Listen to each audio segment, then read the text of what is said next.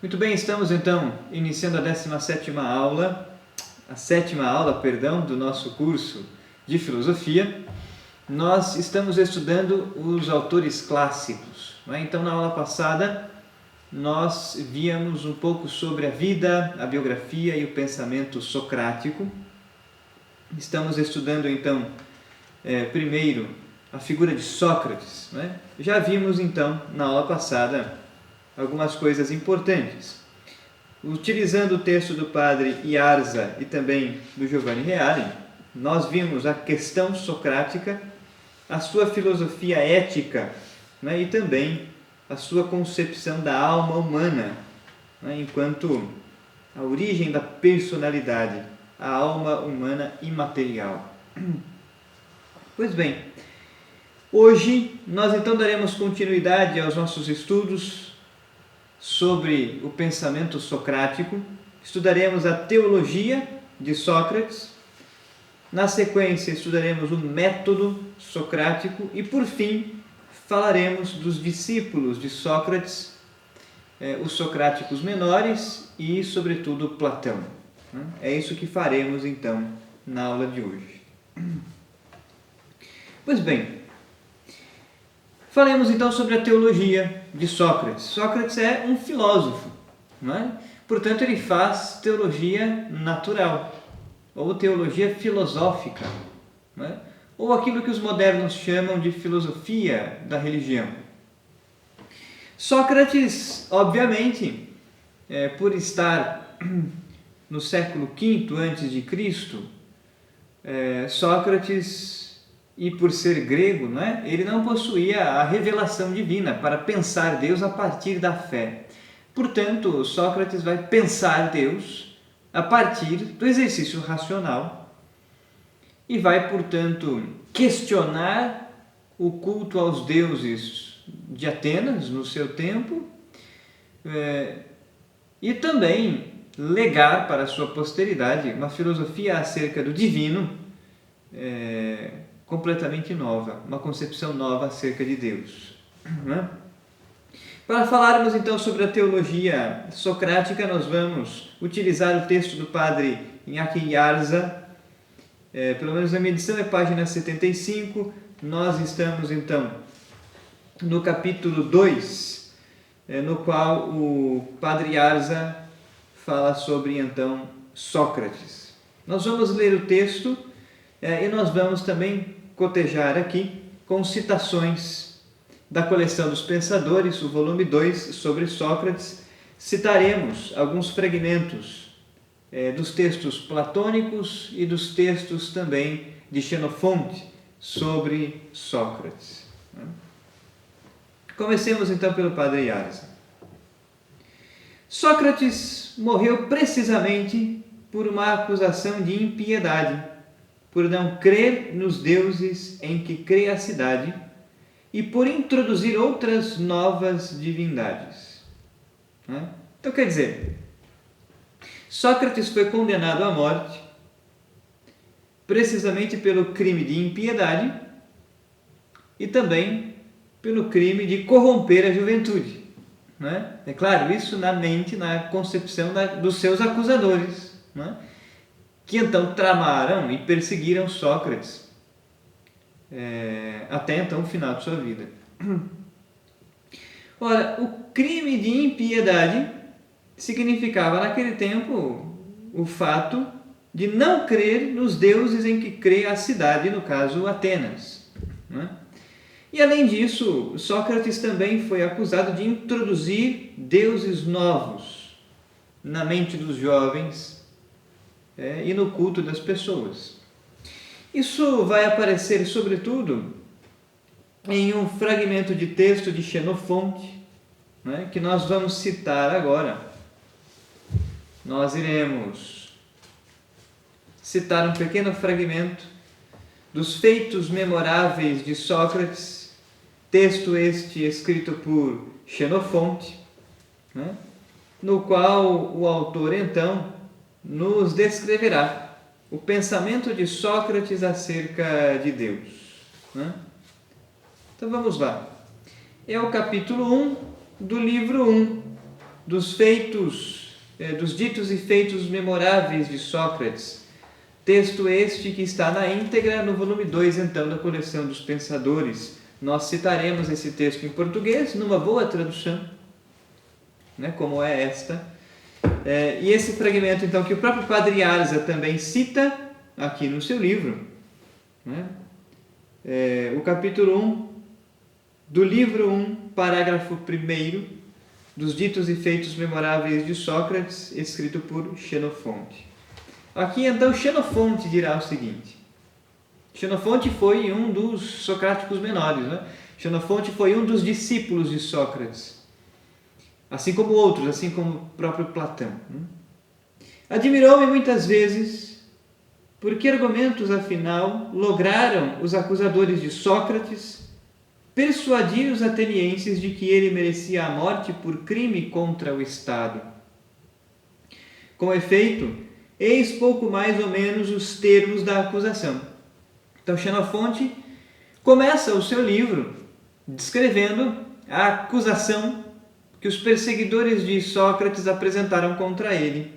Sócrates é culpado de não preitear os deuses que cultua o Estado e introduzir extravagâncias demoníacas. Culpado ainda de corromper os jovens. Então, estas são as duas acusações. A primeira acusação, de não cultuar os deuses que o Estado cultua, não é? Os deuses pagãos, não é? Os gregos eram politeístas. E, ligado a isso, não é? Acusaram Sócrates de introduzir cultos a deuses novos. E a segunda acusação era de corromper os jovens. São as duas acusações que levaram Sócrates à condenação à morte. Né?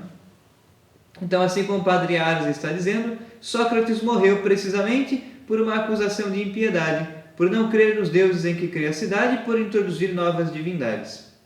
Porém, Sócrates foi um homem de profunda religiosidade. Né? É importante ter em mente, desde já, o seguinte: o texto de Xenofonte dirá: Sócrates é culpado de não preitear os deuses que cultuam o Estado e introduzir extravagâncias demoníacas. A palavra demônio aqui não deve ser entendida, interpretada exatamente com a conotação negativa, como a palavra ganhou a partir da tradição cristã. Não é? Me explico. Na cultura grega e nos textos de Platão acerca de Sócrates, nós veremos frequentemente a palavra daimon ou eudaimonia. Né? O daimon é uma palavra, daimon é uma palavra grega que significa divindade, não é? Espírito, que pode ser bom ou mau. Na tradição cristã, a palavra ganhou uma conotação negativa. Então, para a filosofia cristã e a teologia católica, os demônios são maus anjos. Os demônios são aqueles que se colocam entre nós e Deus para impedir-nos de chegar até Deus. Portanto, um falso mediador. Na cultura grega antiga, na antiguidade clássica, na Grécia, os daimons eram espíritos divinos que muitas vezes se colocavam entre os homens e os deuses para serem intermediários, mediadores, e na mentalidade grega existiam bons espíritos, bons daimons e maus daimons. Então, o daimon é um tipo de ser da mitologia grega que se assemelha muito aos gênios da mitologia árabe, por exemplo. É mais ou menos a mesma noção que os gregos na antiguidade tinham. A noção dos gênios na cultura árabe é quase que equivalente à noção de daimon na cultura grega antiga.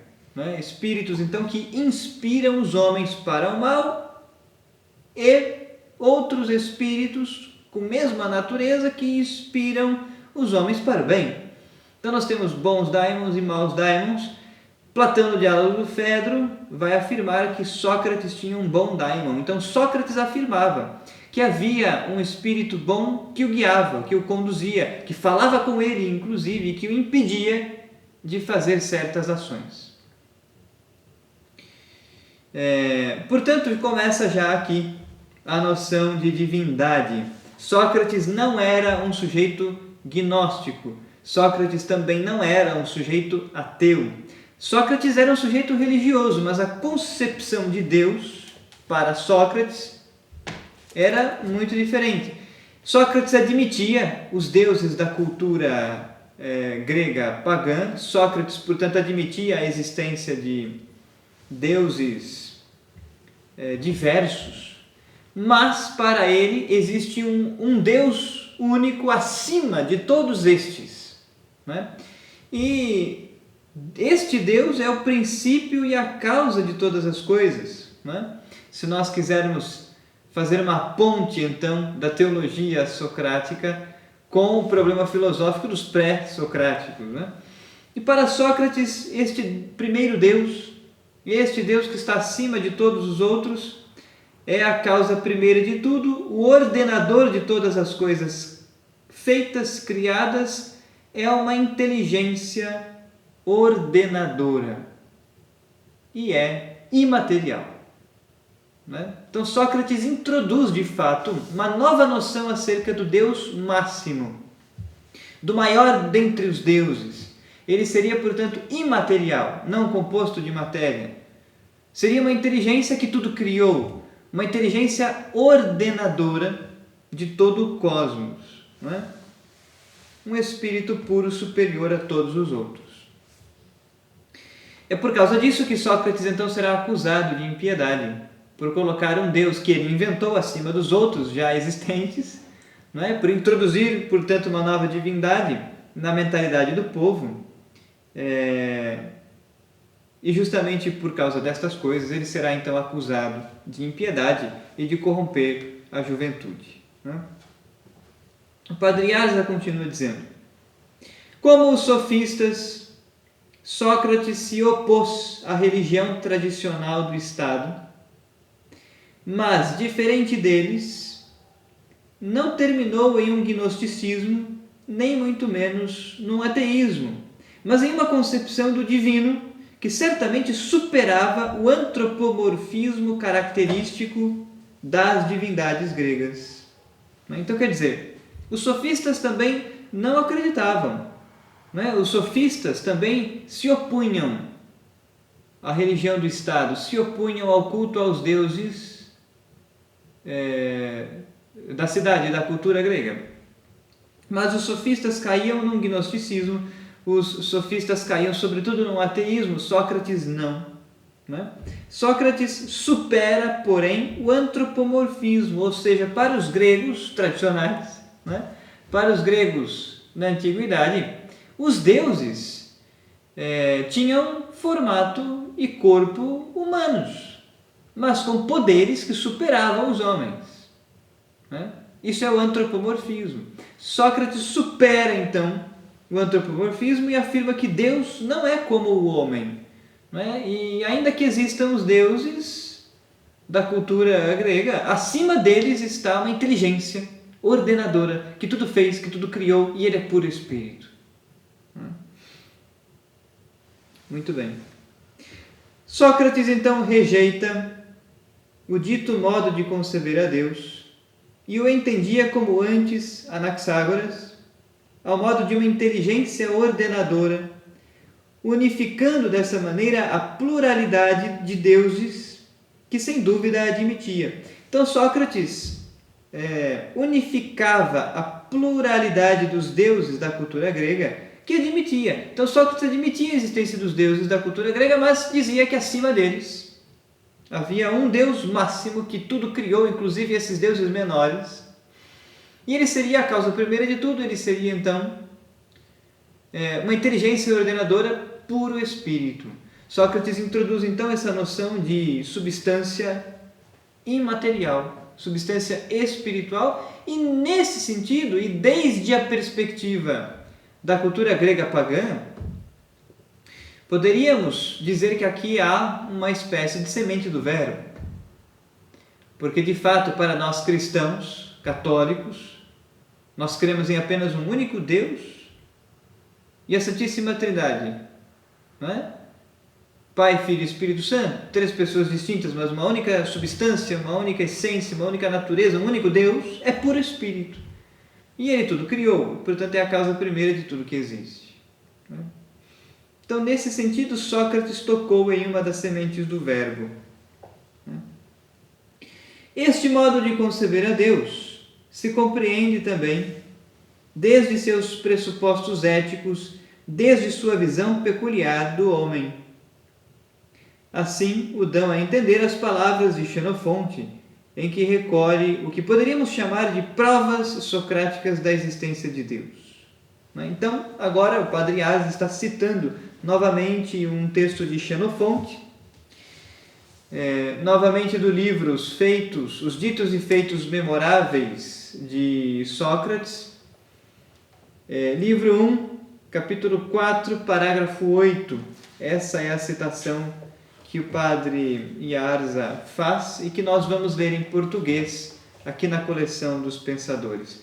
Então, nesse fragmento que vamos ler, segundo o Padre Iarza, nós temos uma espécie de provas socráticas da existência de Deus. Então, o texto é um diálogo, né, entre Sócrates e os seus acusadores.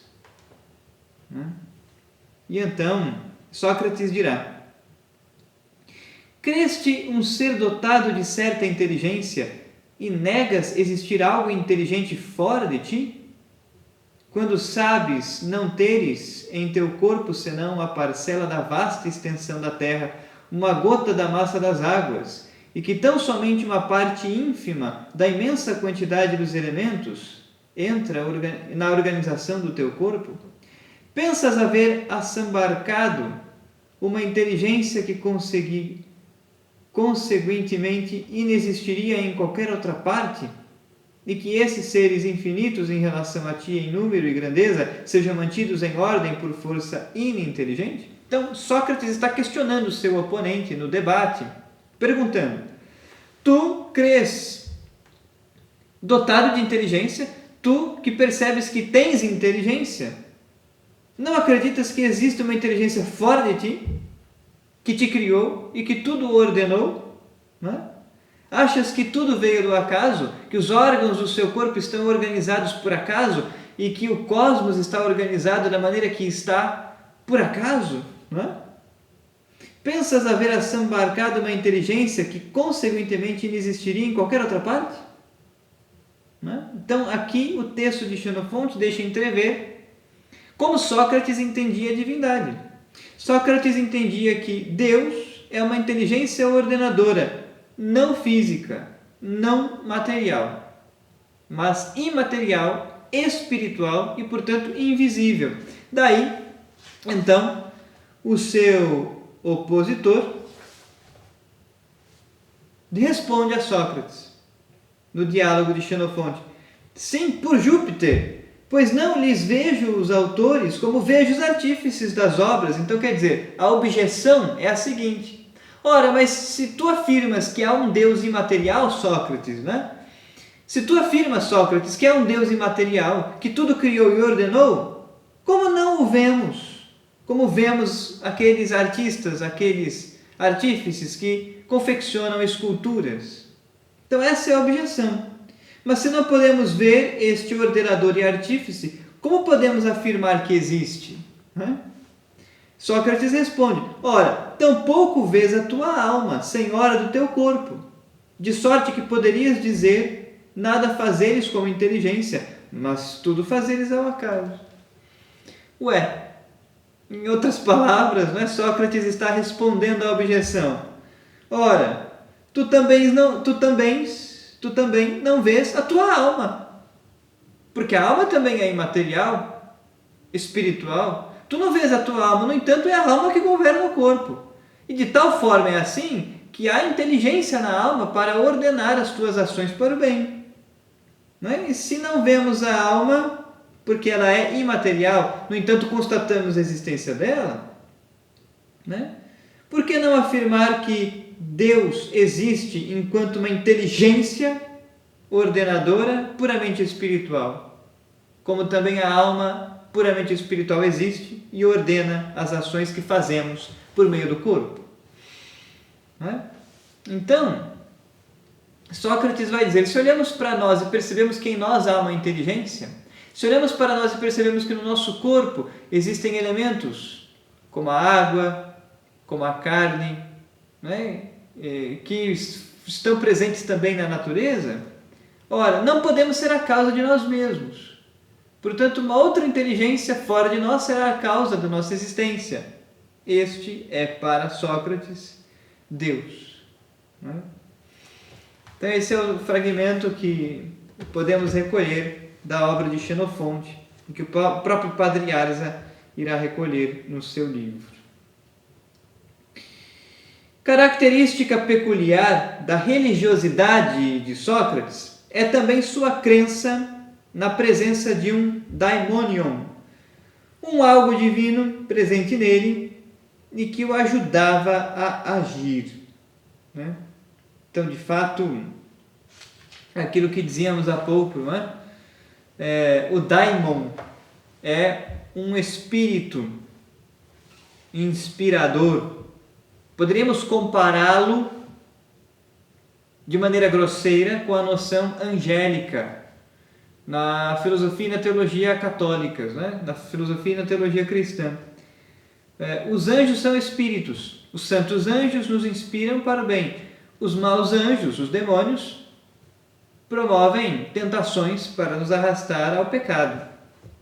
De maneira análoga, na mentalidade não só de Sócrates, mas na mentalidade do homem grego do século V a.C., na cultura grega em geral, pagã, existia a noção de a existência de certos daimons, certos intermediadores, mediadores entre os homens e a divindade que poderiam inspirar os homens, mas acontece que existem bons daimons e maus daimons. Sócrates afirmava acerca de si mesmo que era influenciado por um bom daimon. Então, a característica peculiar da religiosidade de Sócrates é também a sua crença na presença de, então, um daimon, um ser divino presente nele e que o ajudava a agir, que o ajudava a tomar decisões. Aqui nós podemos citar, então, um outro fragmento, agora de Platão. Platão escreveu uma obra que se chama A Defesa de Sócrates, é também um diálogo de juventude platônico, que está publicado no volume 2 da coleção dos Pensadores. E na Defesa de Sócrates, escrita por Platão, lá no parágrafo 31 e D, nós temos aqui uma outra maneira de nos situarmos no texto. Platão dirá o seguinte acerca de Sócrates e da sua religiosidade, a sua crença no daimon, Diz o texto: pode parecer esquisito que eu me azafame por todo canto a dar conselhos em particular e não me abalance a subir diante da multidão para dar conselhos públicos à cidade. Pode parecer esquisito. A razão disso, em muitos lugares e ocasiões ouvistes em minhas conversas uma inspiração que me vem de um Deus ou de um gênio, da qual Meleto fez caçoada na denúncia. Isso começou na minha infância, é uma voz que se produz, e quando se produz sempre me desvia do que vou fazer, nunca me incita. Então, Sócrates afirma sobre si mesmo duas coisas, sobretudo. Que primeiro, ele é inspirado por um certo Deus, inspirado por um certo gênio, inspirado por um daimon. Segundo, que isto acontece desde a sua infância. Ele ouve uma voz. Ouve uma voz que lhe impede de fazer certas coisas que o prejudicaria. E isso acontece desde a sua juventude. É então a noção de daimon que o próprio Sócrates falará acerca de si mesmo. Giovanni Reale, comentando esse assunto no seu livro História da Filosofia, justamente no capítulo 4 do volume 1, no qual ele fala sobre Sócrates em dado momento. Ele explicará então a noção de daimon. Então diz Giovanni Reale: o daimonion socrático era, portanto, uma voz divina que lhe vetava determinadas coisas. Ele o interpretava como espécie de sortilégio que o salvou várias vezes dos perigos ou de experiências negativas.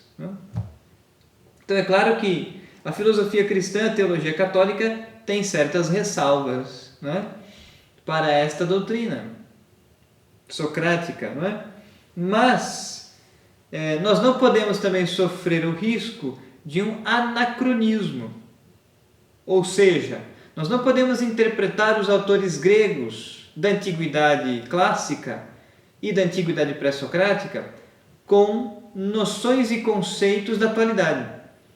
Porque aquelas palavras usadas por aqueles autores naquela época significavam para eles outras coisas, coisas distintas do que essas mesmas palavras significam para nós hoje. Então, a bem da verdade, por uma questão de honestidade intelectual, nós devemos afirmar que a palavra daimon, para os gregos e para Sócrates, tem um significado distinto daquele que a palavra adquiriu dentro da tradição, da cultura e da filosofia e teologia cristãs. Então, Sócrates afirmou com grande naturalidade, para um grego da sua época, que era inspirado então por um daimon. Os estudiosos ficaram muito perplexos diante desse daimonion, e as exegeses que dele foram propostas são as mais díspares.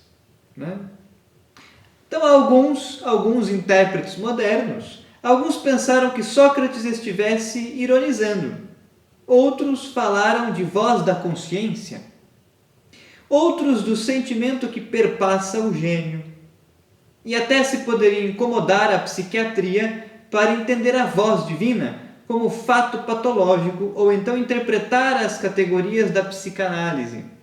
Mas é claro que, fazendo assim, cairíamos no arbítrio.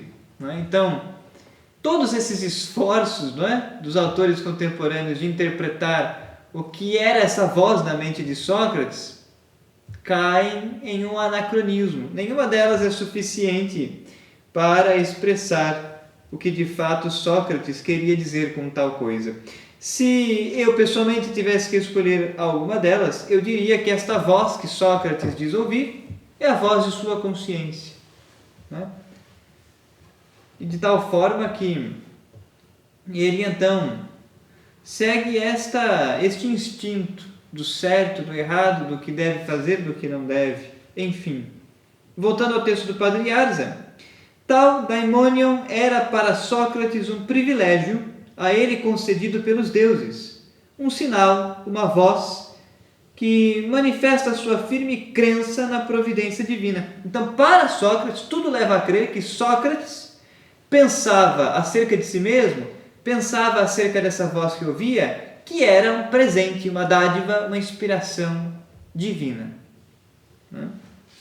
Sócrates tinha grande convicção disso.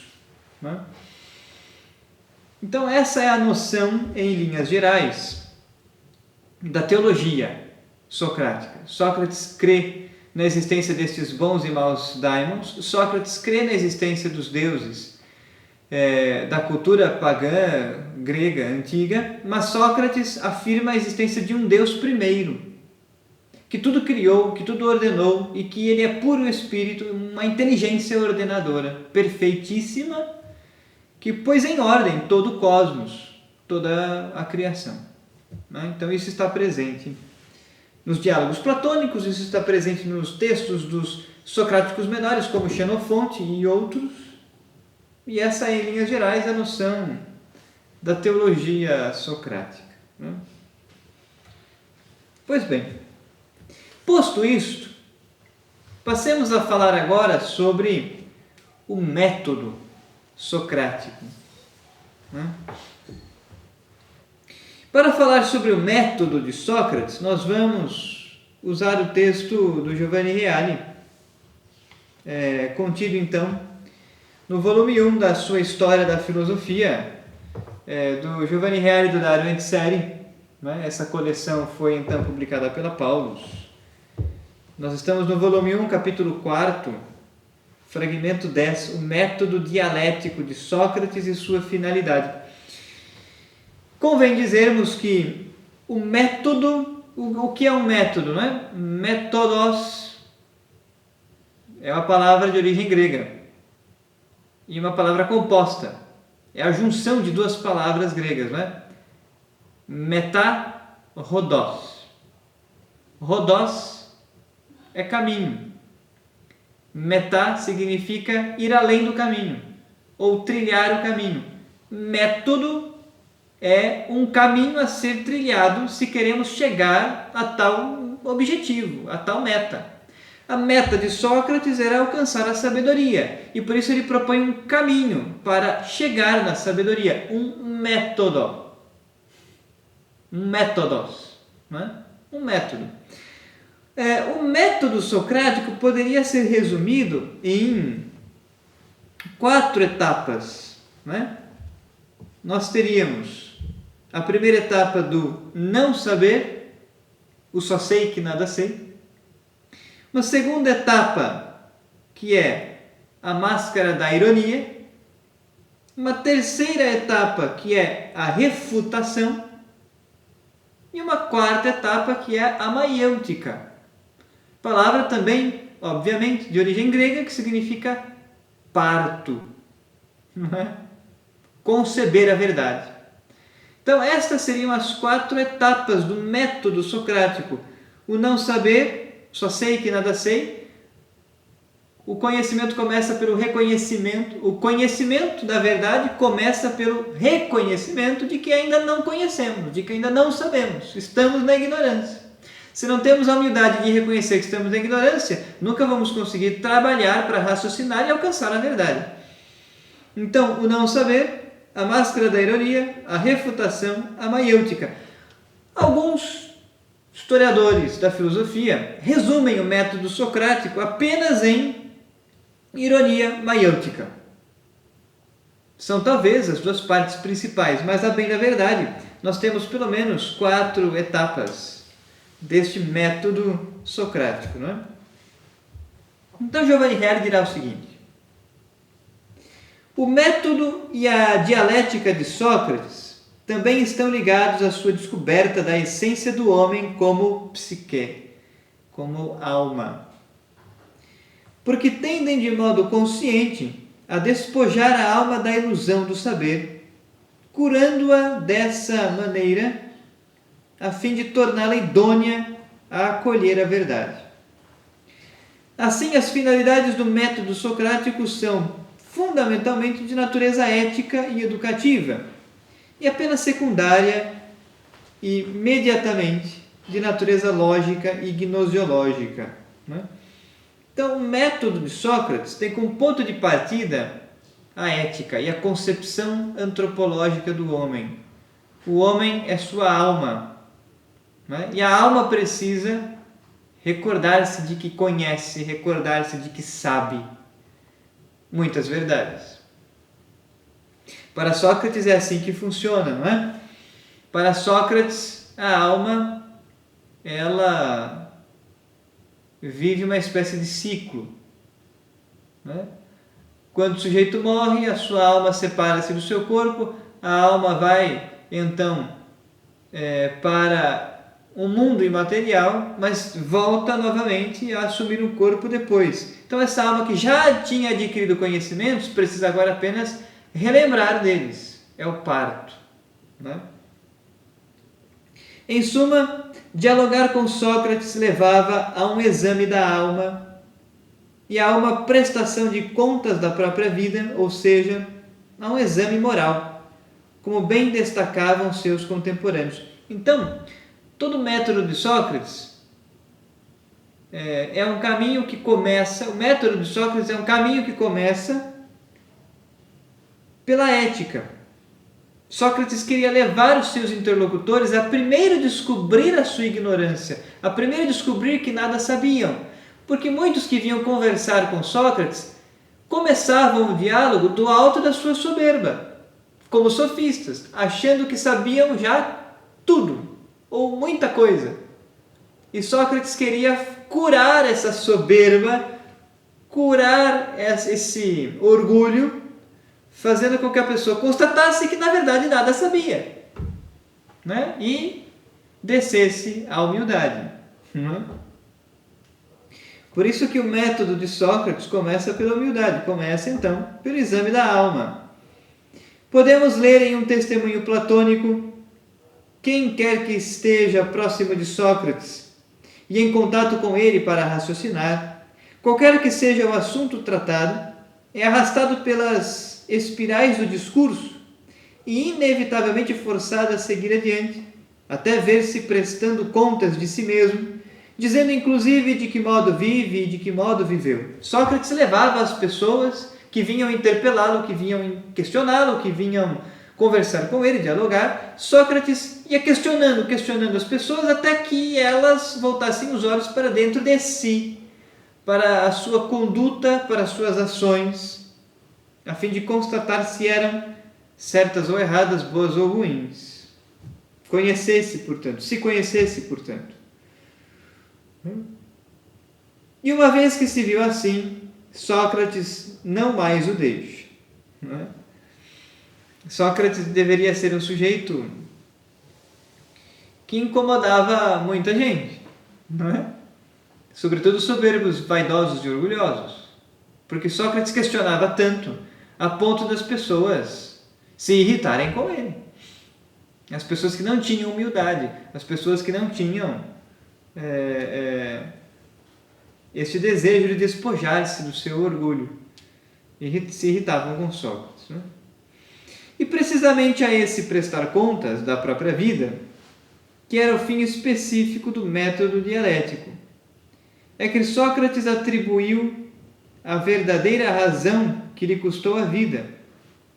Para muitos, calar Sócrates pela morte significava libertar-se de ter que desnudar a própria alma. Né? Mas o processo posto em movimento por Sócrates já se tornara irreversível. A supressão física de sua pessoa não podia mais, de modo algum, deter esse processo. Então Sócrates começa um processo filosófico que deixa como herança para os seus posteriores, os seus alunos, né? Que ainda com sua morte perdurará nos seus discípulos, nos seus alunos posteriormente.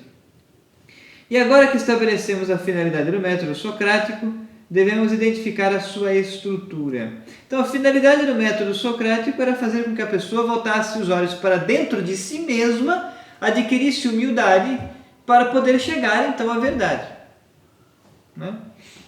E agora, qual é a estrutura do método socrático? Diz Giovanni Reale: a dialética de Sócrates coincide com o seu próprio dialogar. Então, a dialética para os filósofos modernos será outra coisa.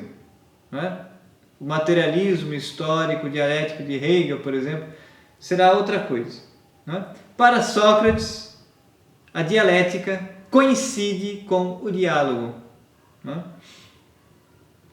Então, a dialética de Sócrates coincide com o seu próprio dialogar, que consta de dois momentos essenciais: a refutação e a maiêutica.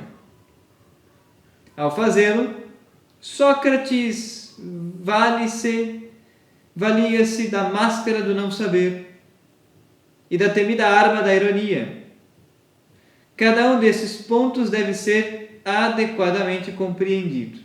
Então, todo diálogo com Sócrates começava com o fato dele se colocar numa posição de alguém que não sabe nada.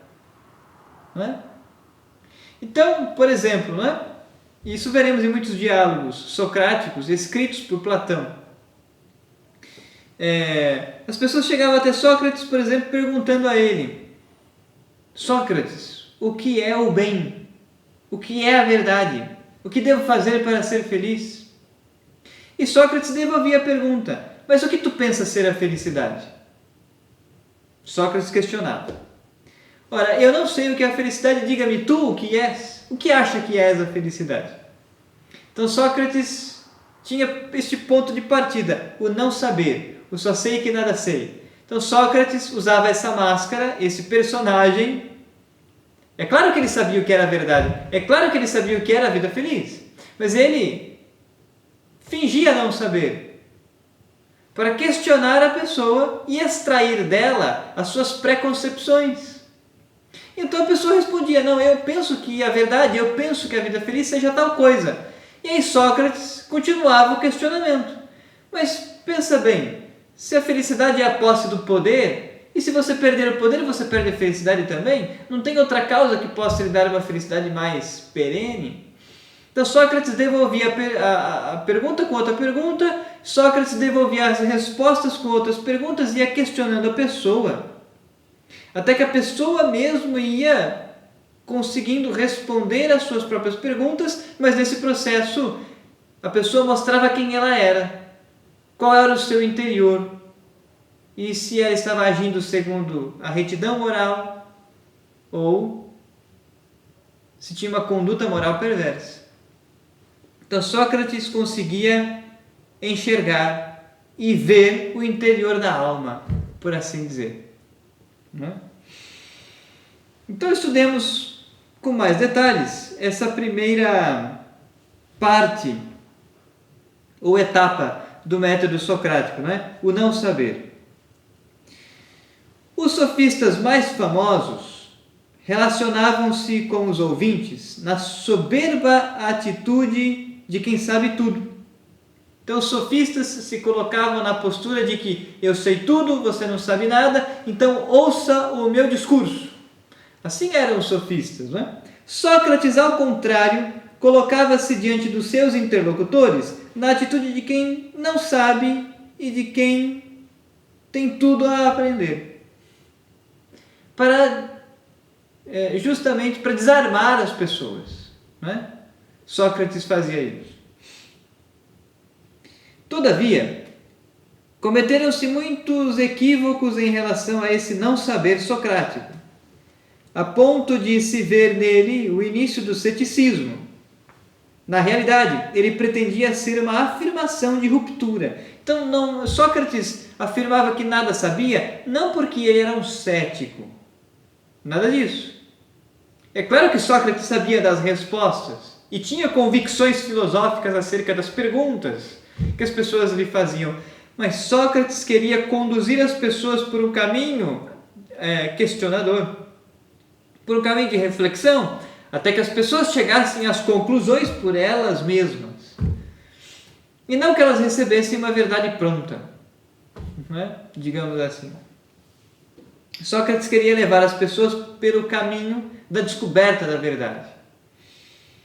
Então Sócrates pretendia ser uma figura de ruptura.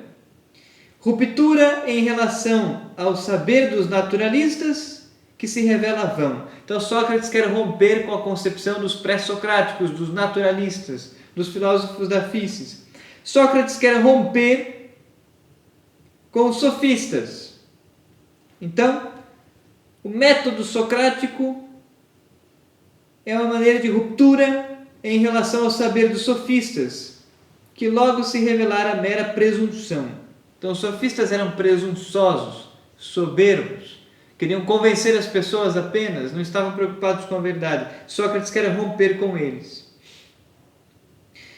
A filosofia socrática é também uma ruptura em relação ao saber dos políticos e dos cultores das várias artes, que quase sempre se revelaram inconsistente e acrítico. Então Sócrates também se opunha aos políticos e aos estudiosos das artes, diríamos nós hoje, das diversas ciências. Há mais, porém.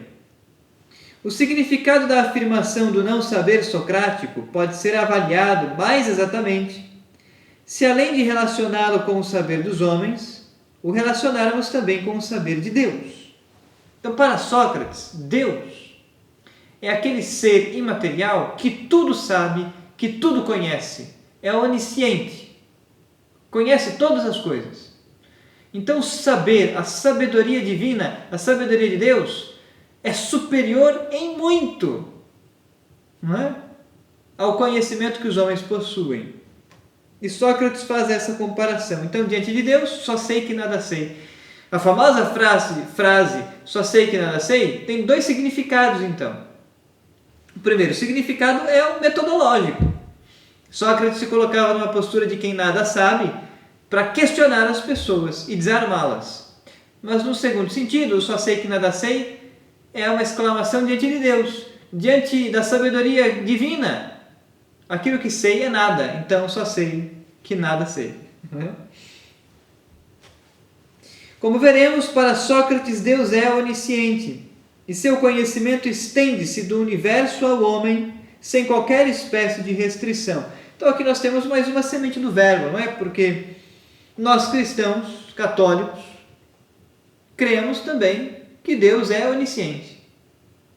Ou seja, conhece todas as coisas, inclusive o que se passa na nossa própria consciência. Ora, é precisamente quando comparado com a estatura desse saber divino que o saber humano mostra-se em toda a sua fragilidade e pequenez. E nessa ótica, não apenas aquele saber ilusório de que falamos, mas também a própria sabedoria humana socrática revela-se um não saber. De resto, na Apologia, interpretando a sentença do oráculo de Delfos, segundo o qual ninguém era mais sábio do que Sócrates, o próprio Sócrates explicita esse conceito. Então é Sócrates quem diz, e o Giovanni Reale está fazendo uma citação, de um texto da Apologia de Sócrates. Unicamente Deus é sábio, disse Sócrates. Unicamente Deus é sábio. E é isso o que ele quer significar em seu oráculo. A sabedoria do homem pouco ou nada vale. Considerando Sócrates como sábio, não quer se referir, creio eu, propriamente a mim, Sócrates, mas somente usar o meu nome como um exemplo. É quase como se houvesse querido dizer: homens, é sapientíssimo dentre vós aquele que, como Sócrates, tiver reconhecido que, na verdade, sua sabedoria não tem valor. Então, diante da sabedoria de Deus, a sabedoria do homem não tem o menor valor. A contraposição entre o saber divino e saber humano era uma das antíteses muito caras a toda a sabedoria proveniente da Grécia e que Sócrates, portanto, volta a reafirmar. Pois bem, então essa é a primeira parte, ou o primeiro passo do método de Sócrates. Reconhecer que nada sabemos. Partir deste pressuposto, quer metodológico, quer religioso. Saber que nada sabemos e colocar-se numa postura de quem nada sabe para questionar as pessoas que estão à volta e surpreendê-las com o questionamento. A segunda etapa do método socrático é a máscara da ironia. Ora, a ironia é dizer o contrário daquilo que queremos explicitar. Sócrates usa de ironia justamente para questionar os seus interlocutores e questioná-los a ponto de fazê-los se contradizer. Porque o grande intuito deste segundo passo do método Sócrates tinha a intenção de fazer as pessoas constatarem que elas nada sabem. E por isso Sócrates as questionava e as fazia entrar em contradição. E muitos nesse momento se irritavam, se encolerizavam até contra Sócrates, mas porque justamente não quebraram a sua soberba, não quebraram o seu orgulho.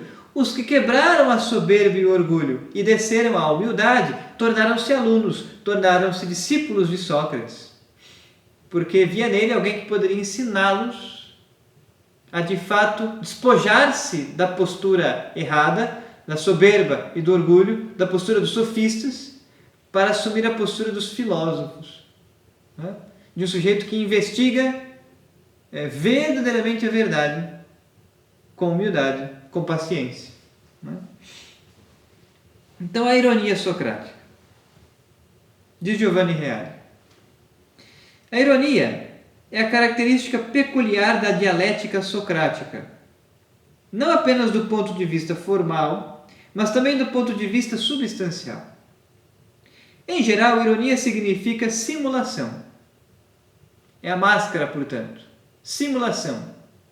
Sócrates fingia que ele não sabia daquele assunto do qual os seus interlocutores vieram questioná-lo. Sócrates, portanto, se passava por um sujeito que nada sabia, mas de fato ele sabia. É uma máscara, é uma simulação.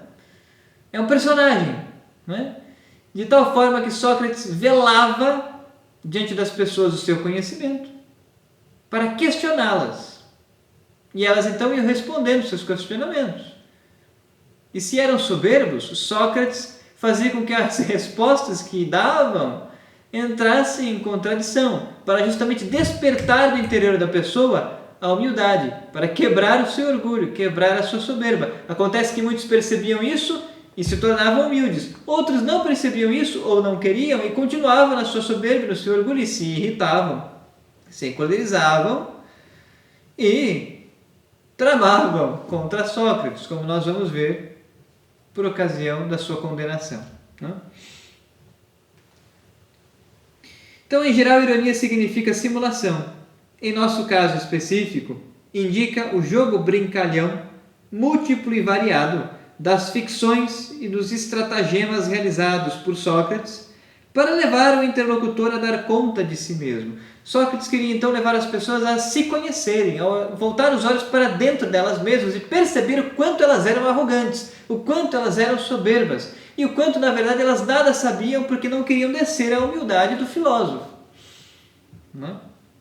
Em suma, a brincadeira está sempre em função de um objetivo sério e, portanto, é sempre metodológica. Não? Note-se que, às vezes, em suas simulações irônicas, Sócrates fingia até mesmo acolher como próprios os métodos do interlocutor, especialmente quando este era homem de cultura, particularmente um filósofo, e brincava de engrandecê-los até o limite da caricatura para derrubá-los com a mesma lógica que lhes era própria e amarrá-los na contradição. Não é? Então Sócrates sabia apertar as pessoas, espremê-las, até o momento em que elas caíam na contradição, e Sócrates queria com isso despertar a humildade no interior dessas pessoas. Todavia, sob várias máscaras que Sócrates seguidamente assumia, eram sempre visíveis os traços de uma máscara essencial, a do não saber e da ignorância, de que falamos. Podemos até dizer que, no fundo, as máscaras policromáticas da ironia socrática eram variantes da máscara principal, as quais, com o hábil e multiforme jogo de dissolvências, no fim das contas, sempre revelavam a principal. Então, Sócrates fingia, mascarava, que ele nada sabia daqueles questionamentos que as pessoas vinham perguntar a ele. Sócrates, o que é a verdade? O que é o belo? O que é a vida feliz? E Sócrates respondia, não sei, mas tu o que achas que é? E o diálogo começava por aqui. E Sócrates não largava o osso, não é? Quer dizer, não desistia de rebater o seu interlocutor e de devolver-lhe a pergunta a todo instante, a todo momento, até que aquela pessoa constatasse que, na verdade, ela não sabia de nada e que ela precisava adquirir a humildade. Então, é a segunda etapa do método de Sócrates. A terceira etapa é a refutação. O que é a refutação? A refutação constituía, em certo sentido, a pars destruens do método, ou seja, o momento em que Sócrates levava o interlocutor a reconhecer sua própria ignorância. Por isso que diversos historiadores da filosofia vão resumir as 3 primeiras etapas, né? O não saber, a máscara da ironia e a refutação, muitos historiadores da filosofia vão dizer que essas 3 etapas de Sócrates pode ser chamada apenas por ironia ou apenas por refutação. Vão resumir essas 3 primeiras partes em uma só. Mas eram, de fato, 3 momentos distintos, como Giovanni Reale está nos expondo aqui. Então, a refutação era esse terceiro momento em que Sócrates levava o interlocutor a reconhecer a sua própria ignorância. Então, Sócrates, depois de tanto questionamento, virava-se para a pessoa e dizia: está vendo? Você que pensa tanto saber o que são essas coisas, na verdade não sabe de nada.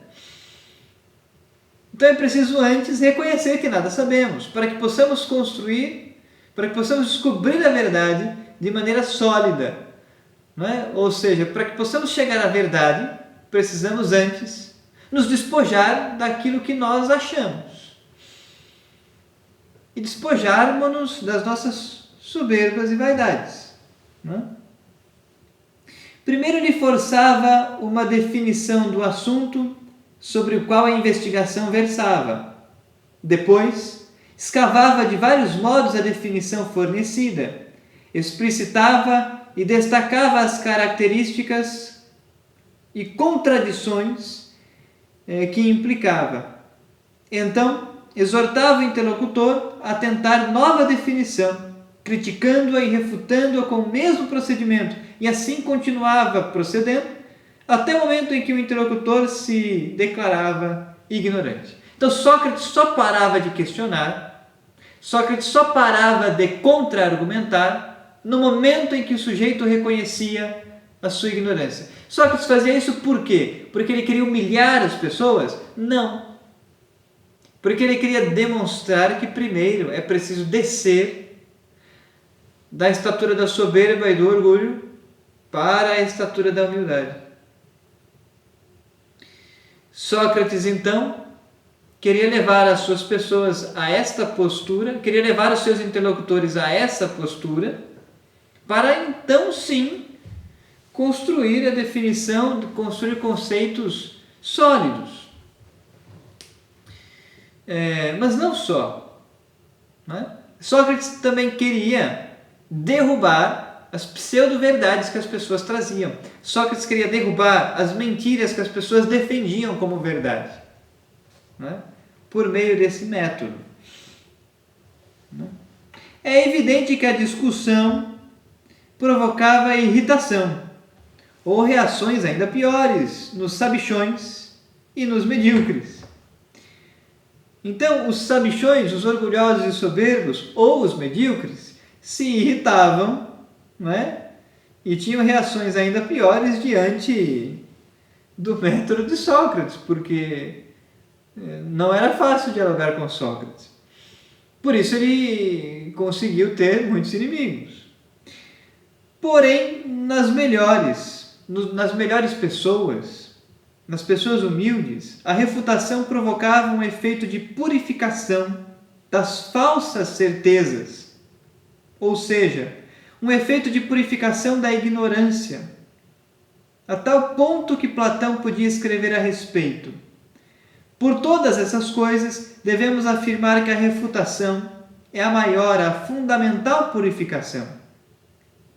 E quem dela não se beneficiou, mesmo tratando-se do grande rei, não pode ser pensado senão como impuro, das mais graves impurezas, privado de educação e até mesmo feio, precisamente naquelas coisas em relação às quais conviria que fosse purificado, e belo no máximo grau, alguém que verdadeiramente quisesse ser homem feliz. Então, quer dizer, Sócrates queria com isso purificar as pessoas das falsas certezas, fazer com que aquelas pessoas constatassem que na verdade estavam na mentira, que na verdade estavam iludidas, que na verdade o que acreditavam ser a verdade, o que acreditavam ser o bem, o que acreditavam ser o belo, o que acreditavam ser um bom político, era na verdade ilusão, falsas certezas.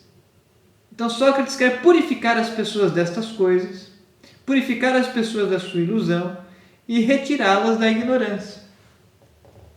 Então, nas almas boas, como vai dizer o texto platônico, não é? As pessoas que não se deixavam levar pela arrogância, pela soberba, pela mediocridade, mas as pessoas que deixavam se mover pela humildade, compreendiam que Sócrates queria dar a elas algo mais importante do que aquilo que elas tinham até então. Um conhecimento mais profundo de quem elas eram, um conhecimento mais profundo do que é a verdade. Até o ponto em que então chegamos à última etapa do método socrático, que é a maiêutica. Maiêutica é uma palavra que significa parto. Somente depois, então, que estas pessoas eram despojadas da sua ignorância e das suas falsas certezas, pela refutação, é que elas poderiam, então, dar à luz a verdade. Conceber e dar à luz a verdade. Fazer um parto da alma. Né? Fazer a alma conceber a verdade, não é? E fazê-la nascer. E assim passamos ao segundo momento do método dialético. Para Sócrates, a alma pode alcançar a verdade apenas se estiver grávida, entre aspas. Né? Com efeito, como vimos, ele se professava ignorante e, portanto, negava firmemente estar em condições de transmitir um saber aos outros, ou pelo menos um saber constituído por determinados conteúdos. Mas da mesma forma que a mulher que está grávida no corpo tem necessidade da parteira para dar à luz, também o discípulo que tem a alma grávida de verdade tem necessidade de uma espécie de arte obstétrica espiritual que ajude essa verdade a vir à luz, e essa é exatamente a maiêutica socrática. Né?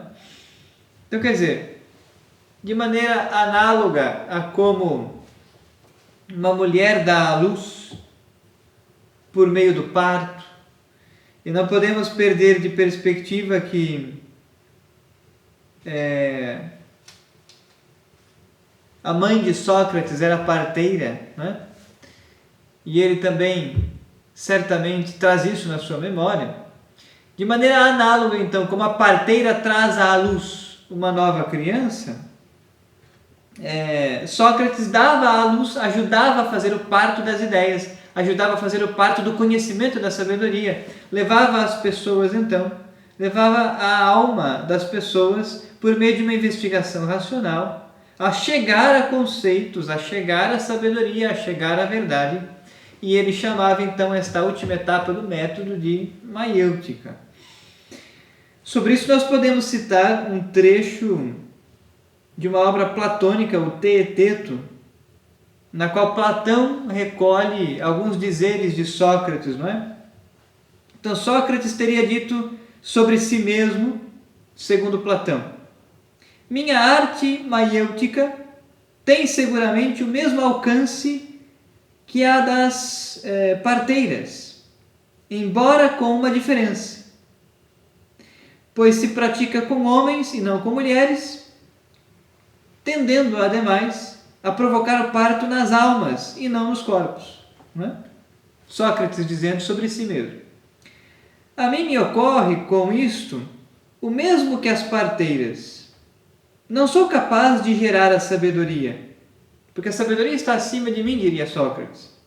E daí a acusação que me fizeram muitos que dedico meu tempo a interrogar os outros sem que eu mesmo me descubra em coisa alguma, por carecer em absoluto de sabedoria, acusação que resulta verdadeira, né? Mas a causa indubitável é esta: a divindade me obriga a esta necessidade com o meu próximo, mas a mim me impede de gerar. Eu mesmo, pois, não sou sábio em nada, nem está em mim o poder, nem está em minha alma o poder de fazer descobrimento algum. Então, para Sócrates, ele era apenas uma espécie de parteiro. Não é? Ele fazia os partos porque levava as pessoas por um caminho pela qual elas mesmas poderiam descobrir a verdade, poderiam chegar a conceitos e definições. dos problemas propostos pelo diálogo. Então, a maiêutica é este termo, é a última parte do método socrático, na qual então ele levava as pessoas, por elas mesmas, a adquirirem um conhecimento mais sólido, provado, verdadeiro. Então, em linhas gerais, nós acabamos de descrever então as 4 partes ou 4 etapas do método de Sócrates, como Giovanni Reale os expõe no seu texto e também o padre Yarza na sua obra. Por fim, então, agora, e com isso encerramos os estudos de Sócrates, falemos de seus discípulos, falemos de seus alunos. O padre Yarza dirá sobre isso. O principal discípulo de Sócrates, mas não o único, foi Platão. Então, Platão foi aluno, foi discípulo de Sócrates, porém não o único. Junto a ele, temos que situar os chamados socráticos menores: Xenofonte, Esquino, Antístenes, Aristipo, Euclides e Fédon. Então, nós temos pelo menos 6 discípulos e alunos de Sócrates, fora Platão. Xenofonte, Esquino, Antístenes, Aristipo, Euclides, Fédon. Foram também alunos, foram também discípulos de Sócrates, junto com Platão, mas, obviamente, Platão é o principal dos alunos, dos herdeiros de Sócrates, no que diz respeito à sua filosofia. Estes personagens, salvo Xenofonte e Esquino, foram os fundadores de 4 escolas filosóficas distintas, embora todas elas em conexão maior ou menor com a doutrina socrática, que entendem e interpretam cada um de sua maneira. Então, Sócrates mesmo não fundou nenhuma escola filosófica, mas os seus discípulos e alunos fundaram escolas filosóficas.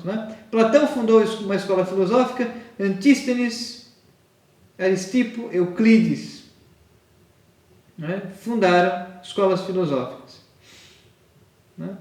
Essas escolas foram a Cínica, fundada por Antístenes, a Cirenaica, de Aristipo, a escola de Megara, iniciada por Euclides, a escola Élida, fundada por Fédon, e a escola, a Academia, fundada por Platão. Então, dos socráticos menores, 4 escolas filosóficas. Platão, socrático maior, fundou também ele a sua escola filosófica. Esta diversidade de escolas socráticas e as características comuns a todas elas fazem pensar que o principal magistério de Sócrates, mais que o conteúdo de sua doutrina, foi sua atitude diante da vida cultural de Atenas, protagonizada então pelos sofistas, e em definitivo sua atitude diante das coisas. Então, a grande herança que Sócrates deixou foi um enriquecimento cultural da filosofia ateniense. Porque no tempo de Sócrates predominavam os sofistas. Então, os filósofos pré-socráticos estavam sendo abandonados porque não davam respostas coerentes, davam respostas contraditórias uns com os outros. Os sofistas estavam cada vez mais ganhando espaço e ganharam espaço, inclusive na vida política. E Sócrates, vendo isso, começa então um movimento em Atenas para recuperar o crescimento e o amadurecimento da filosofia. Então, talvez a grande herança que Sócrates tenha deixado tenha sido o enriquecimento cultural de Atenas, promovendo e fomentando a filosofia. Foi isso que aconteceu. Seus alunos, seus discípulos, fundaram escolas filosóficas em Atenas e fora de Atenas. Platão vai fundar a sua escola filosófica em Atenas, Outros fora de Atenas. Muito bem. A oposição socrática aos sofistas não é só uma atitude de protesto, um gesto depreciativo. Implica, além disso, um modo decididamente positivo de situar-se diante da realidade e de compreender a tarefa do filósofo. Então, Sócrates soube entender e aprofundar a tarefa de um filósofo. Sócrates raciocina diante de um saber que declinou em opinião, em retórica, com a intenção de recuperar para as coisas e, sobretudo, para o homem, a consistência que lhes corresponde. Sócrates está convencido de que o definitivo não podem ser as opiniões dos homens, menos ainda quando sua importância depende mais do reconhecimento alheio que de sua vinculação com a verdade, né? Então Sócrates está convencido de que o fim último do debate não pode ser as opiniões dos homens. Sócrates está convencido de que o fim último dos debates, o fim último da filosofia, não pode ser um convencimento dos outros em detrimento da verdade. Sócrates está convencido de que o fim último da filosofia é a busca da verdade. Coisa que dizíamos, não é? Na introdução desse curso, na primeira aula. Sócrates está decidido de que o filosofar, a arte de argumentar e o fim último de toda reflexão filosófica é encontrar a verdade, é a sabedoria. Né? E fomenta isso em seus alunos e lhes causa tal impressão de que nunca mais serão os mesmos. Platão talvez seja o principal exemplo disso.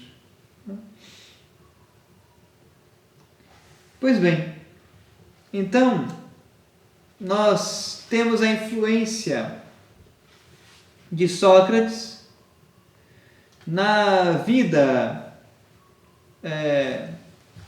sobretudo destes socráticos, não é? Sobretudo na vida então de Platão e dos socráticos menores, Aristítenes, Aristipo, Euclides e Fédon, dos quais o Giovanni Reale nos falará ainda no capítulo 4. Mas nós então terminaremos por aqui a nossa exposição sobre Sócrates. Tocamos nos principais assuntos filosóficos de Sócrates, discorremos acerca dos principais problemas expostos por ele, mas é claro, falamos sobre tudo isso de maneira resumida. Seria impossível aprofundar completamente a doutrina socrática em apenas 2 aulas, né? Mas nós tocamos nos principais assuntos da vida de Sócrates. E a partir de agora nós começaremos a falar sobre Platão. Né? Pois bem,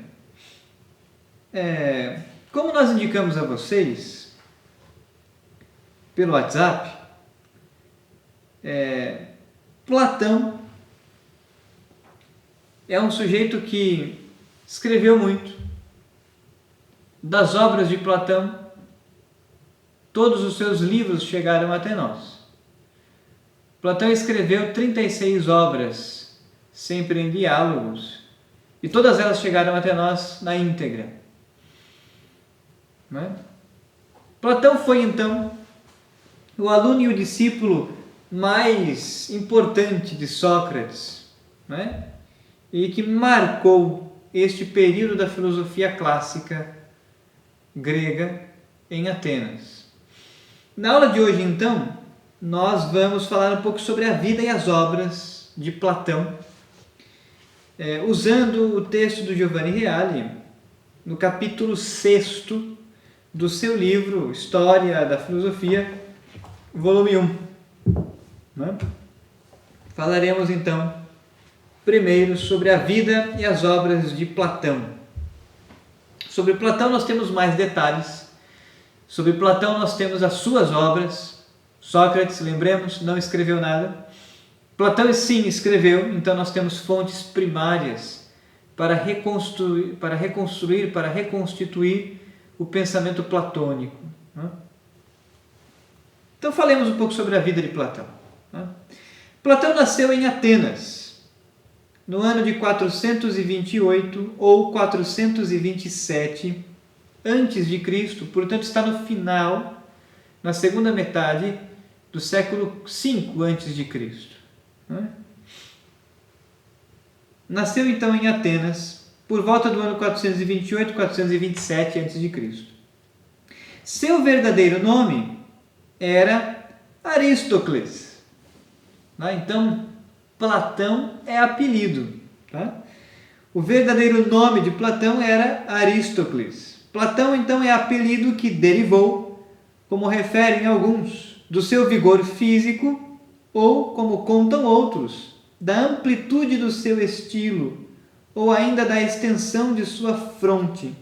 Em grego, platos significa precisamente amplitude, largueza, extensão.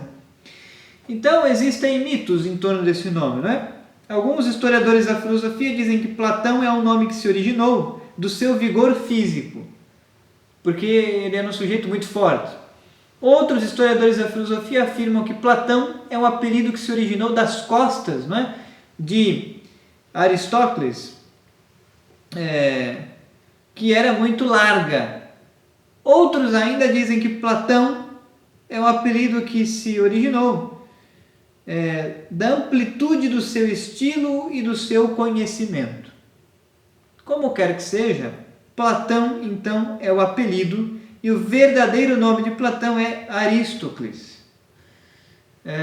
Esse é o seu nome, então, verdadeiro. Muito bem. Seu pai contava orgulhosamente com o rei Codro entre os seus antepassados, ao passo que sua mãe se orgulhava do parentesco com Solon, o grande governador de Atenas.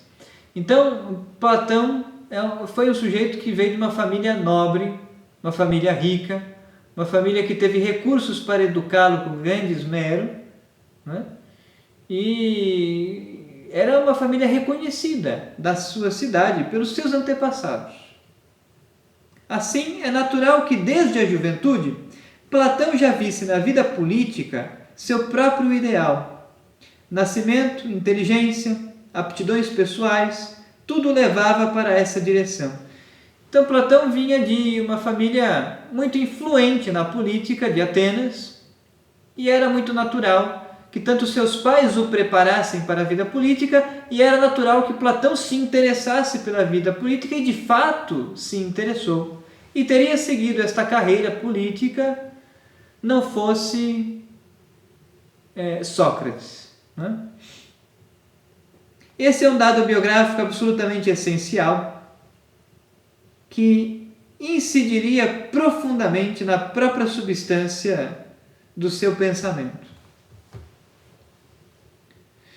Aristóteles relata-nos que Platão foi inicialmente discípulo de Crátilo, seguidor de Heráclito, e posteriormente foi discípulo de Sócrates. Então, se Platão foi aluno e discípulo de Sócrates, Aristóteles foi aluno e discípulo de Platão. Nós temos 3 gerações, então, desses filósofos clássicos. É Aristóteles quem nos relata que o seu mestre, Platão, foi primeiro aluno, discípulo de Crátilo, seguidor de Heráclito, mas depois Platão, então, deixou Crátilo e passou a ser aluno, discípulo de Sócrates.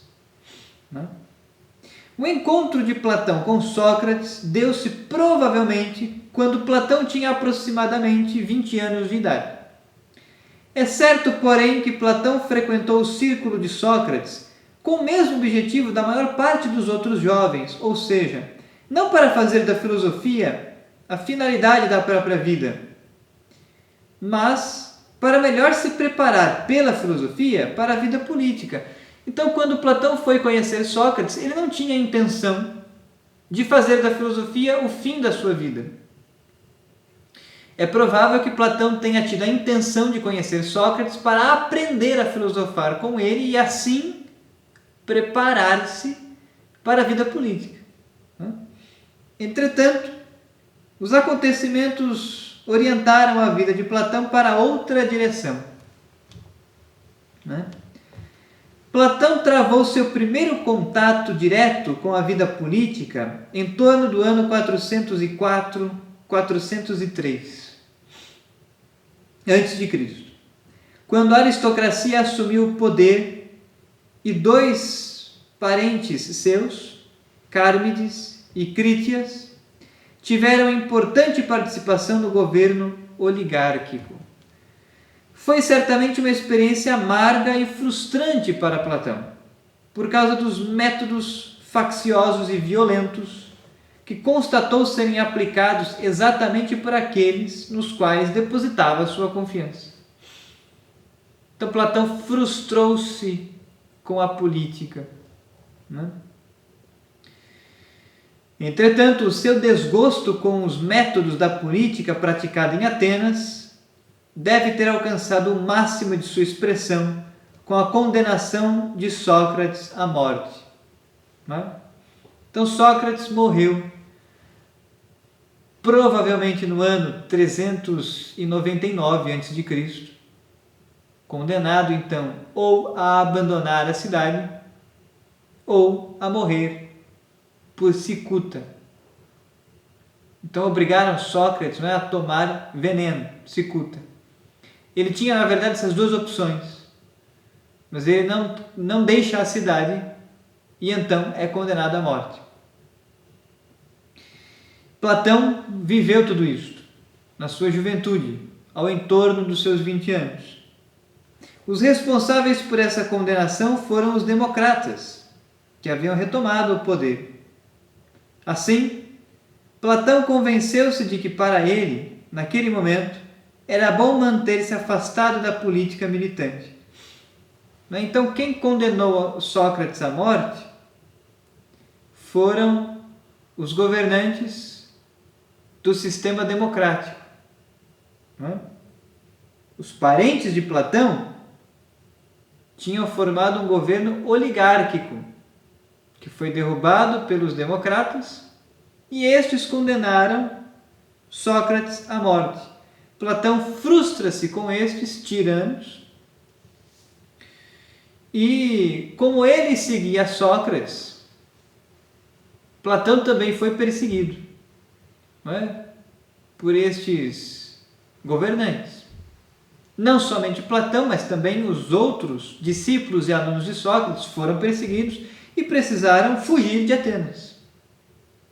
Então, após o ano de 399 a.C., Platão esteve em Mégara com alguns outros discípulos de Sócrates, hospedando-se na casa de Euclides, provavelmente para evitar possíveis perseguições que poderiam lhe advir pelo fato de ter participado do círculo socrático. Entretanto, não se deteve longamente em Mégara. Então, Platão foge com outros alunos de Sócrates e refugia-se na casa de Euclides, o mesmo do Teorema de Euclides, né? Um outro sábio que residia então na cidade de Mégara. Em 388 a.C., aos 40 anos, Platão viajou para a Itália.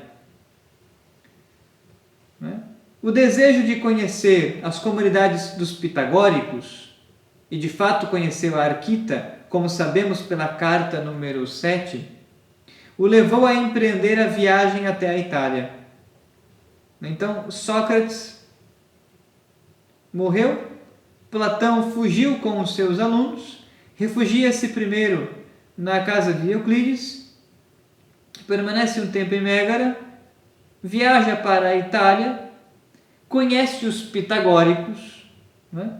Durante essa viagem à Itália, Platão foi convidado pelo tirano Dionísio I, um imperador, né? Um rei tirano, a ir até Siracusa, na Sicília. Certamente Platão esperava poder inculcar no tirano o ideal do rei filósofo, ideal esse já substancialmente proposto no seu livro, no seu diálogo chamado Górgias, obra que perdera obra que precede a viagem. Em Siracusa, Platão logo se indispôs com o tirano e sua corte, precisamente por sustentar os princípios expressos no Gorgias. Então Platão quis convencer o tirano Dionísio I a mudar sua postura, deixar de ser um governador tirano e passar a ser um governador preocupado com o seu povo, e se indispôs com ele. Todavia, estabeleceu forte vínculo de amizade com Dion, parente do tirano, no qual Platão acreditou encontrar um discípulo capaz de se tornar rei filósofo.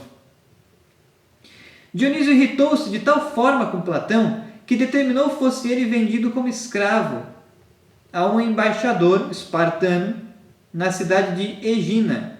Não é? Então Platão foi vendido como escravo, não é? Porque Dionísio I, o tirano de Sicília, irritou-se de tal forma contra ele. Né? Narrando os fatos de forma mais simples, Platão foi forçado a desembarcar em Egina em guerra contra Atenas, e Platão ali foi mantido como escravo.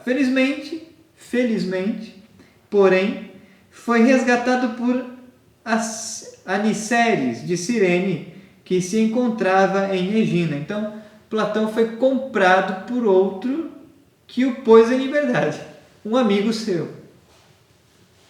Retornando a Atenas, Platão fundou a Academia, em um ginásio situado no parque dedicado ao herói Academos, de onde o nome Academia. Então, a Academia de Platão, Academia é um nome derivado, então, do herói Academos, não é? Que dava nome então ao parque onde estava o ginásio no qual Platão montou a sua escola. Em sua obra, em seu livro Mênon, o Mênon foi provavelmente o primeiro diálogo de Platão a divulgar a nova escola filosófica. Logo, a academia adquiriu grande prestígio, a ela acorrendo numerosos jovens e até mesmo homens ilustres. Em 367 a.C., portanto já século IV a.C., Platão voltou a Sicília. Dionísio I falecera, tendo-lhe sucedido o filho Dionísio II, que, segundo afirmava Dion, poderia colaborar bem mais que o pai para a realização dos desígnios de Platão. Platão, então, se enche de esperança mais uma vez e vai encontrar-se com Dionísio II, filho do tirano que tinha vendido ele como escravo. Dionísio II, entretanto, revelou as mesmas tendências do pai. Exilou Dion, acusando-o de tramar contra o trono, e manteve Platão quase como prisioneiro. Dionísio só permitiu que Platão retornasse a Atenas porque estava empenhado numa guerra. Em 361 a.C., Platão voltou pela terceira vez a Sicília. Em seu regresso a Atenas, de fato, lá encontrou Dion, que se refugiara nessa cidade. Dion o convenceu a aceitar o novo e insistente convite de Dionísio, na esperança de que dessa forma também ele seria recebido novamente em Siracusa. Dionísio desejava o retorno de Platão na corte com a única finalidade de completar a própria preparação filosófica. Então Dionísio II aceita uma segunda vez que Platão vá até a corte, porque era do seu interesse completar a sua educação, a sua preparação filosófica. Foi, porém, grave erro acreditar na mudança de sentimentos de Dionísio. Platão teria até arriscado perder a própria vida, não fosse a proteção de Arquita e dos amigos da cidade de Taranto. Então, quer dizer, por 3 vezes Platão esteve em Siracusa, na Sicília, e por 3 vezes frustrou-se. Em 367 a.C., Dion conseguiu tomar o poder em Siracusa, mas por pouco tempo apenas, sendo assassinado em 353 a.C. Em 360 a.C., Platão retornou a Atenas, onde permaneceu na direção da academia até sua morte, ocorrida em 347 a.C. Então, Platão nasceu por volta do ano 428 ou 427 a.C. e morreu em 347 a.C., algo em torno dos 80, 81 anos de idade. Viveu muito tempo para um homem da sua época. Os escritos de Platão chegaram até nós em sua totalidade. A disposição que lhes foi conferida, da qual nos dá conta o gramático Tácilo, baseia-se no conteúdo dos próprios escritos. Os 36 trabalhos foram subdivididos nas nove tetralogias seguintes. Então, quer dizer, Platão escreveu 36 obras, 36 livros, 36 diálogos. Platão sempre escreve em diálogo. E essas 36 obras, elas são divididas em 9 tetralogias. Então, 9 grupos de 4 obras que estão ao entorno de um mesmo tema, ao entorno de um mesmo problema filosófico. Então, são as 9 tetralogias.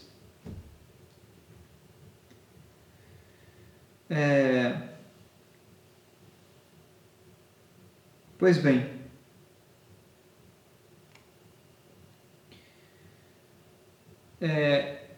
os textos então de Platão chegaram até nós na íntegra. Portanto, nós conseguimos reconstruir o pensamento de Platão, coisa que nós não conseguiríamos fazer exatamente com Sócrates. Porém, ainda restam certos problemas hermenêuticos, né? Porque algumas obras nós temos certeza que foi Platão quem as escreveu. Outras, há dúvida se foi ele quem escreveu ou outros autores atribuíram a ele. Além disso, nós temos um outro problema hermenêutico. As obras de Platão são também divididas em obras de juventude, as primeiras a serem escritas, obras de meia-idade e obras de maturidade, as últimas a serem escritas. Nas últimas obras a serem escritas, nas obras de maturidade, o pensamento de Platão é dele mesmo. Porém, nas obras de juventude, o pensamento de Platão é praticamente a expressão do pensamento de Sócrates ou uma reinterpretação do pensamento socrático. Então, uma outra dificuldade hermenêutica que se põe. Uma terceira dificuldade hermenêutica é a seguinte: Platão possui também a sua doutrina não escrita. Então, Platão está numa fase de transição da cultura da oralidade para a cultura da escrita. Aristóteles consagrará a cultura da escrita como a melhor para transmitir um conhecimento. Mas Platão tinha a cultura da oralidade como a principal. Então nós podemos falar da doutrina socrática escrita e da doutrina platônica, escrita, e da doutrina platônica falada. Essa doutrina platônica, que foi apenas expressa pela oralidade e não foi posta por escrito por ele, essa doutrina platônica que foi transmitida apenas pela oralidade aos seus alunos, foram seus alunos que escreveram depois. Portanto, mais uma dificuldade hermenêutica, não é? Reconstituir o pensamento platônico a partir da doutrina não escrita por ele, mas pelos seus alunos, e separar, discernir a releitura que os seus alunos fizeram do pensamento dele e o que é dele mesmo, né? Esse é o problema, porque na academia, na escola fundada por Platão, nós temos então esses dois conjuntos de conhecimento. Um conhecimento transmitido por escrito mas o conhecimento transmitido pela oralidade, que era o principal, e que não foi posto em textos pelo próprio Platão, mas pelos seus alunos. Então, a dificuldade hermenêutica de reconstruir o pensamento platônico na íntegra, né? Então, esse é o problema hermenêutico que se apresenta. Tá bem? Platão morreu, então, em 347 a.C., deixou a academia. Aristóteles teria sido cogitado para assumir a academia, não o faz, né? Outros assumirão a academia e guardarão então os textos platônicos para a posteridade. Pois bem, nós terminaremos a aula de hoje então por aqui. Terminamos então dizendo que Platão escreveu 36 obras divididas em 9 tetralogias, 9 grupos de 4 obras que giram em torno de um mesmo tema, de um mesmo problema filosófico. Sobre essas obras falaremos então na próxima aula. Portanto, nós vamos terminar a aula de hoje por aqui. Vamos abrir um espaço para possíveis perguntas que nos tenham sido enviadas. Me parece que não há perguntas. Então, quero agradecer a todos vocês que nos acompanharam ao vivo até essa hora, agradecer a todos aqueles que assistem a aula por meio da gravação. Nos encontramos então na próxima quinta-feira, na nossa oitava aula, na qual então falaremos sobre o pensamento e as obras de Platão. Há muito o que dizer. Nós temos mais 3 aulas neste curso, então nós teremos uma aula e meia para Platão e uma aula e meia para Aristóteles, né? É o desafio que se nos apresenta, né? Resumir o pensamento destes 2 grandes filósofos no pouco tempo que nos resta, né? Mas vamos enfrentar tal desafio. Então, aguardo vocês para a nossa próxima aula, que possamos nos encontrar então na próxima quinta-feira. Deus esteja com todos vocês e até a próxima.